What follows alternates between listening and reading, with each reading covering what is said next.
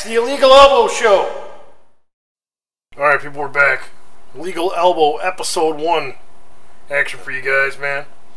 UFC 155 is what we're running down right now. It's going to be a pretty good night, man. I wouldn't say a super stacked night, but a damn good night. Todd Duffee taking on Philip DeFries. Haven't really jumped on the whole Philip DeFries thing, you know. I haven't really gotten into a whole lot of his fights, you know. I obviously I have seen him fight, you know, but I haven't been, you know, for lack of a better term, I haven't been a big fan, you know what I mean. I've been a fan of Todd Duffee. I mean, he kind of made a stink and made some waves, his debut fight and all that, and he wanted to be fast-tracked and all that, and get his ass moving into the heavyweight division or whatever. Dana didn't like his attitude. Dana still don't like his attitude. He said the last time they talked to him and brought him back, said, Duffee had a kind of a shitty attitude. It's like, well, you know, I don't think every guy out there is really gonna have a great attitude dealing with Dana White. I mean, he's kind of a love him, hate him kind of guy, man. I mean, we all know that. So, but I do call this fight for Todd Duffee. I think he's just gonna get in there and bring the hammers, man. It'd be stupid to think that there couldn't be an upset because Mike Russell totally fooled me, man. It's a damn good possibility, man, for sure. Throwing up all over the place. I think last week on UFC on Fox 5, I think maybe. Supposed to be taking on Melvin Guillard. Melvin Guillard said something about greasing. You know, Jamie Varner's, you know, camp said, you know, hey, Melvin Guillard's greasing or something like that, or some kind of bullshit like that went on. Melvin Guillard saw the one of the guys came in and said, you know, Varner's camp, you know, Varner thinks you're greasing. You know, what are you talking about? You know, why, you know, after all this time, why the hell would I do that now? He said, I just figured it was a joke. I got my equipment on and started warming up. Guy comes back, says, you know, Varner's camp, you know, Varner and his camp, they're out, man.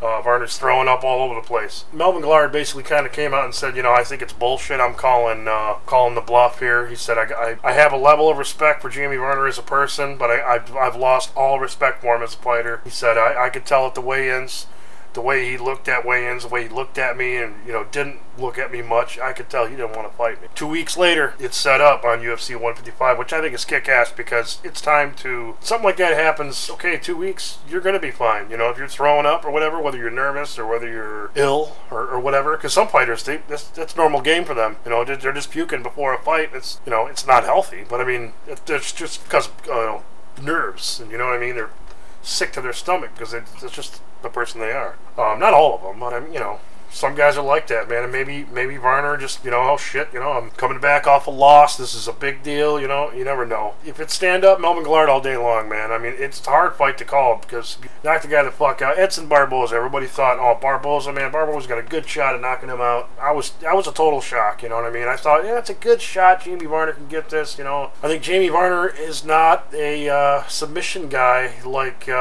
some of the guys that Melvin's faced and done bad against. Jamie Varner's not that guy. I mean, he's good. Don't get me wrong. He's great. You know, I'm a fan of the guy. I'm a fan of both of these guys. That's why some of these fights are getting tough because I'm watching two guys that I'm you know, a big fan of, and it's tough to call. You know what I mean? It's like in my mind, they kind of both deserve to win. But I'm gonna weigh in the area of a Melvin Guillard. We'll see, man. Brad Pickett taking on Eddie Wineland should be a good one too. A slugfest, man. I'm gonna say Brad Pickett though, because I think Eddie Wineland I think is really good. He's given up a little bit of experience in stand up. I mean, he could take some shots. You know what I mean? But Pickett, I think Pickett's gonna bring it to him and just get it the fuck over with, man. I think we'll get out early second, maybe a knockout or Chris Lieben coming back. I think it's been a little while for Chris Lieben, man. I haven't talked about Chris Lieben in a long time, so it's coming back sober. I don't remember how long they said he was clean for. He says he's got a new outlook, so hey, man, we'll see. And Derek Brunson, I think, don't quote me, I think Derek Brunson's coming off a loss, but it should be good, man. I mean, I know Brunson's no joke.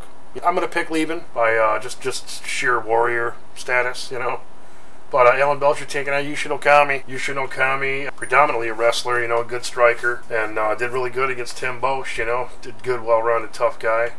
Also on the card. Alan Belcher made Paul Harris look like a beginner. Almost got him in like some kind of leg lock or something, and ended up knocking him out. Rolled with a guy that's known for leg locks and shit like that. So I think we're seeing a better Alan Belcher these days, man. And I think Yushin Okami, if he doesn't come in with something a little new or something different in his training, I think we're just going to see the same old thing, right? I think I'm picking Alan Belcher, though. Tim Boetsch taking on Konstantinos Philippou. Crazy name. Good fighter, though, man. Damn good fighter. Giving up a little bit of experience to Tim Boetsch. Konstantinos has a boxing background. This actually is a really, really cool matchup, man. It's actually a really good matchup. I'm hoping for Tim Boetsch, man. I like him. I really like the guy. I like his, you know, he's a good-natured guy. That's what I love him.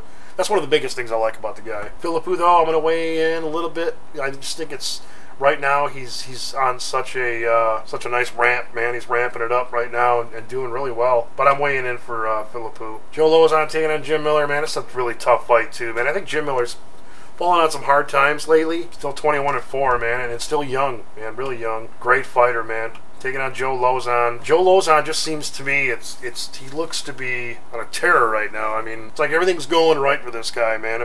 I'd say one of the most blessed people right now in the sport is Joe Lauzon. I mean, he just goes out there and he's got an answer for everybody's. He's really picked up the speed, you know. He's picked up the pace, you know, in his fights. He don't seem to wait for guys anymore. He goes in for the kill. Jim Miller's going to be giving up a lot of reach. I think that's going to be tough for him. I think that's something he struggles with. You know, it almost wouldn't be a bad idea for maybe if Jim Miller were to lose this fight and maybe to look towards a 145, something like that, because he's a shorter guy. Could probably do really, really well if he were to cut down on weight, even though he is pretty thin where he's at right now. So maybe it's not a good idea, but I'm waiting in the area of Lauzon. I'm kind of hoping. That's one of them fights too, man. I like both these guys a lot, man. I'm a big fan of both these guys, so in my opinion, they both deserve it, man. So it's really hard to say. Junior Dos Santos, Cain Velasquez. Main event, hopefully playing at your house, because it'll be playing at mine. Knockout, man. Velasquez didn't see it coming. Caught him right there, man. Equilibrium was completely off. Went down, bam, bam, finished it up, man. I don't see it going a whole lot different, maybe a little bit longer, because Cain kind of knows what to expect now, and is good with that. Heading back to the drawing board and getting shit figured out and coming in with a better game plan. I mean, we're talking world-class boxing, supreme takedown defense. You know, if Cain Velasquez gets him on his back, I'd be shocked. I shouldn't say shocked, because Cain's a great wrestler, man. All fights start standing, you know what I mean? We've heard that, you know, talking about this fight, we've heard that a lot. All fights start standing, and Junior Dos Santos is one of the best at keeping it there, if not the best, you know, in the heavyweight division, obviously. And I just don't think Velasquez's chin is going to hold up to the power of a Junior Dos Santos from anywhere. Cain finds himself on his back, he's in severe trouble, man, severe trouble. That's the best I can give you at this point. Comment, sub, all that good stuff if you haven't done it yet. And we will see you post-fight show, Legal Elbow, episode 1. We're out of here. Hope you guys like it, man. Take care, man. We'll see you. It's the Illegal Elbow Show.